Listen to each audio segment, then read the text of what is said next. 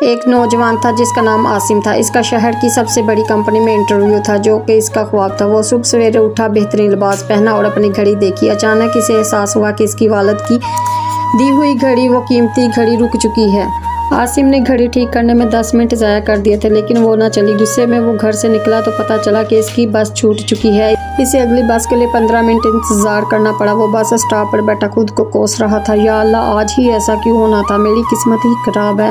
جب بس بالآخر آئی اور مین ہائی وے پر پہنچی تو وہاں میلوں لمبا ٹریفک جام تھا۔ لوگ اپنی گاڑیوں سے باہر نکل کر صدمے سے آگے دیکھ رہے تھے۔ تھوڑی دیر پہلے ہی وہاں ایک بہت بڑا پل گر گیا تھا۔ عاصم نے کانپتے ہاتھوں سے اپنی رکی ہوئی گھڑی کو دیکھا۔ اگر وہ گھڑی نہ رکتی تو وہ اسی پہلے بس میں ہوتا جو اب ملبے تلے دب چکی تھی۔ اس کی آنکھوں میں آنسو آ گئے۔ جسے وہ اپنی بدقسمتی سمجھ رہا تھا وہی دراصل اس کی زندگی بچانے کا ذریعہ بنی تھی۔ اس دن اسے وہ نوکری تو نہ ملی لیکن اسے زندگی مل گئی۔ ہم اکثر زندگی میں ہونے والی تاخیر، رکاوٹ یا ناکامی پر اللہ سے شکوہ کرتے ہیں لیکن یاد رکھیں جسے اپنی ناکامی سمجھ رہے ہوتے ہیں وہی اللہ کی طرف سے آپ کی حفاظت کا راستہ ہوتا ہے۔